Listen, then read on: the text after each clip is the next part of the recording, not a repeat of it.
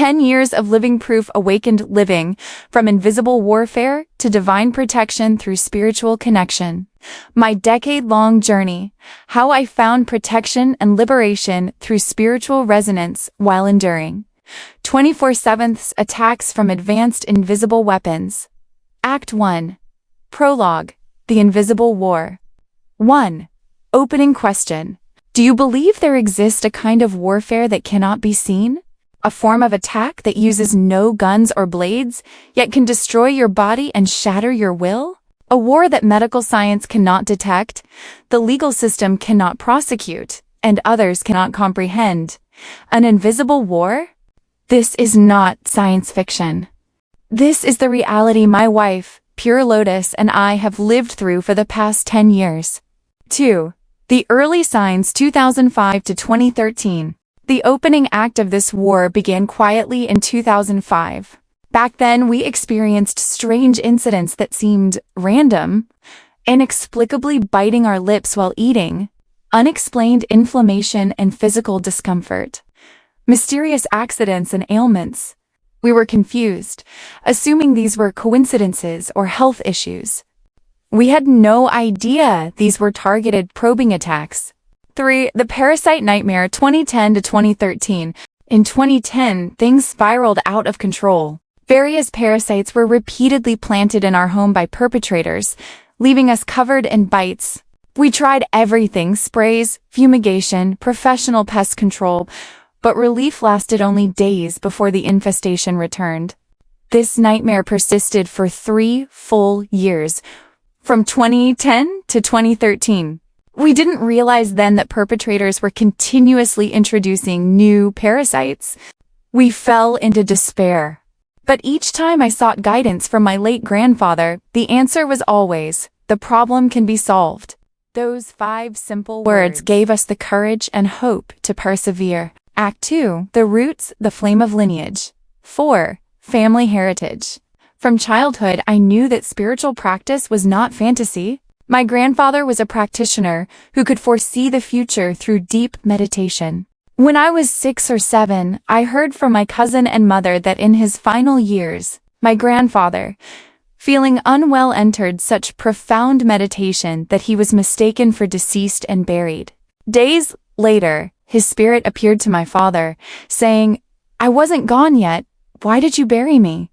Well, never mind. What's done is done. After his passing, grandfather communicated with my parents multiple times, guiding family matters. My parents' marriage was confirmed only after grandfather consulted his own master, Han Shatang, who had already passed into the Pure Land. On the morning of my grandmother's death, my mother dreamed of deceased relatives joyfully saying, "We're adding someone today. Prepare extra food." Hours later, we received word. Grandmother had passed peacefully in the night.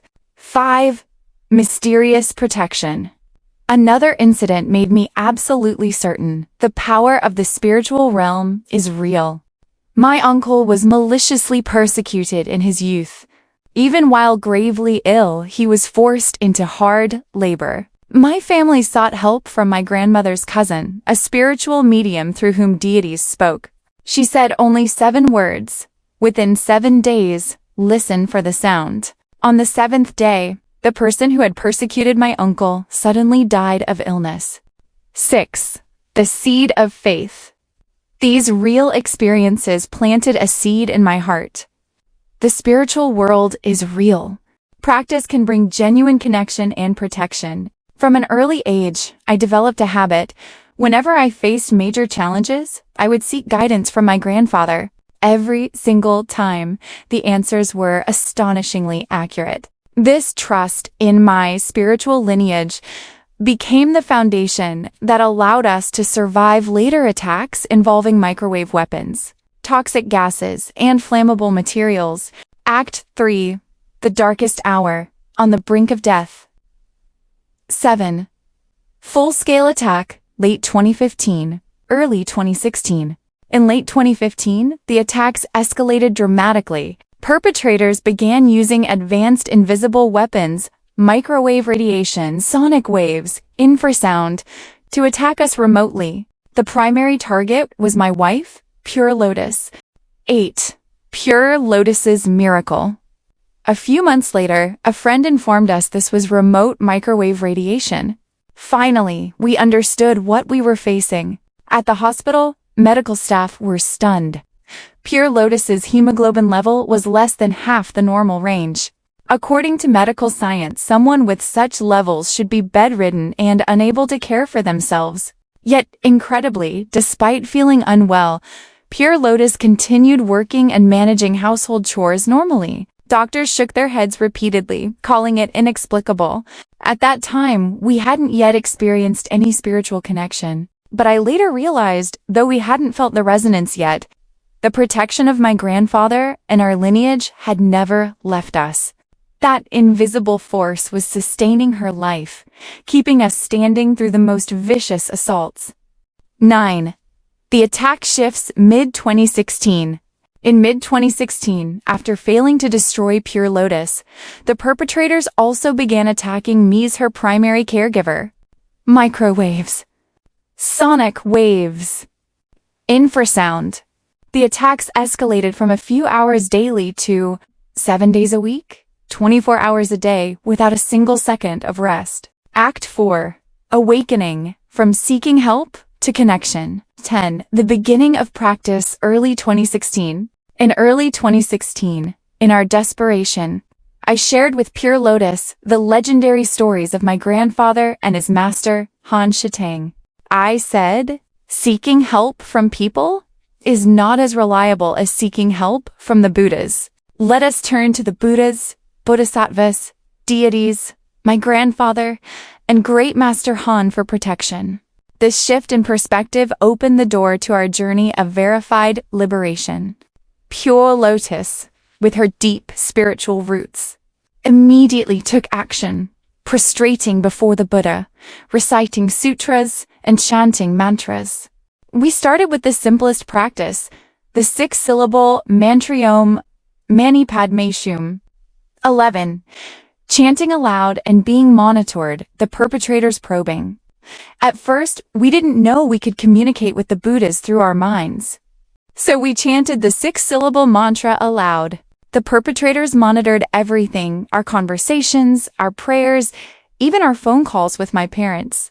Initially, the perpetrators were skeptical about divine forces. But whenever we discussed Buddhas, Bodhisattvas, and deities, or when I called my parents and my father encouraged us with stories of my grandfather and Master Han, the attacks would stop for a short time. That sudden silence felt like an invisible force making them wary. But it was just wariness. They didn't yet believe. 11.5.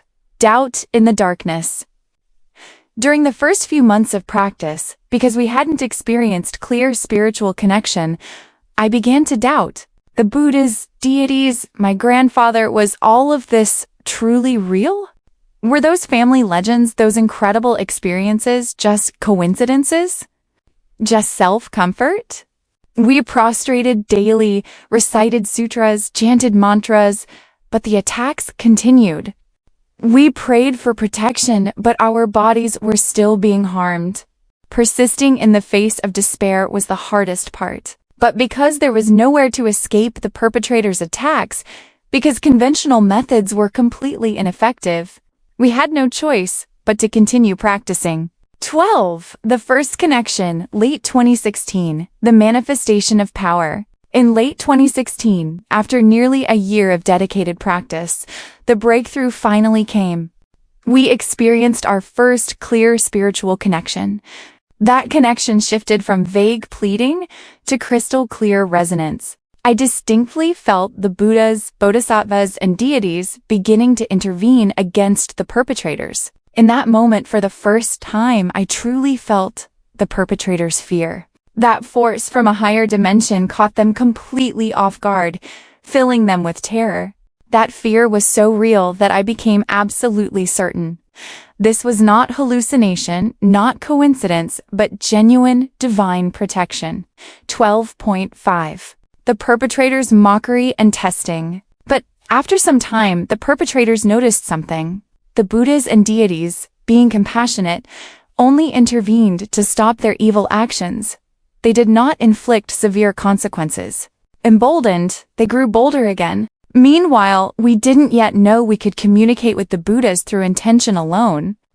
Each time we were attacked, our process was 1. Chant the 6-syllable mantra aloud. 2. Pray for protection. 3. Wait for the connection. 4. Feel the divine intervention. The perpetrators monitored this entire process. They began to mock us. You're too slow. Your connection is useless. The Buddha's intervention doesn't hurt us at all. We're not afraid. I clearly sensed their ridicule and contempt. The perpetrators believed they'd found a loophole. The Buddhas are compassionate. The Buddhas won't truly harm them. Our process is inefficient. We repeat the same steps every time. As long as their attacks are fast and vicious enough, we can't react in time. So they became even more brazen. Attack methods multiplied. Frequency accelerated. Intensity increased. 13. Toxic gases and combustibles around 2019, from testing to madness.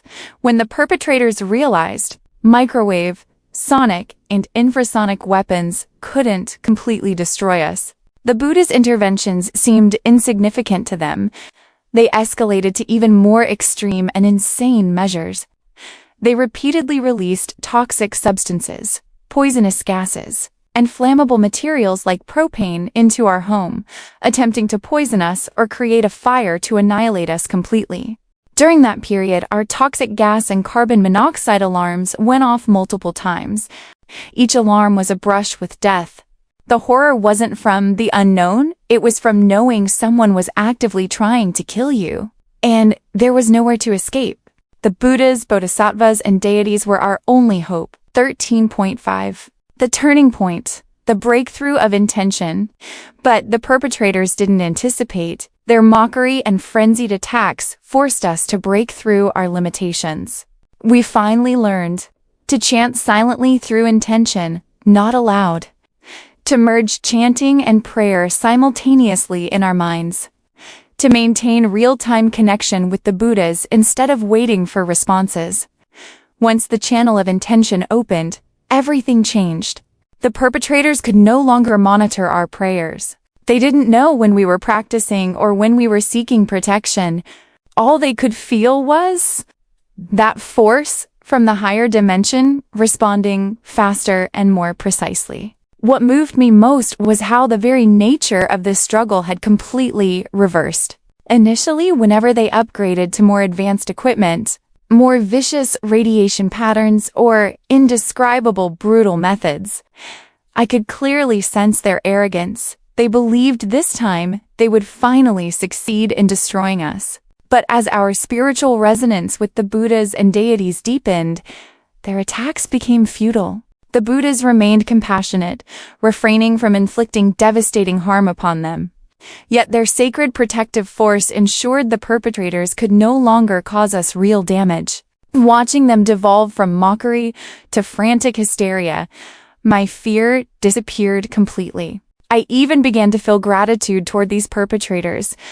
Their relentless 24/7 madness forced me never to slacken.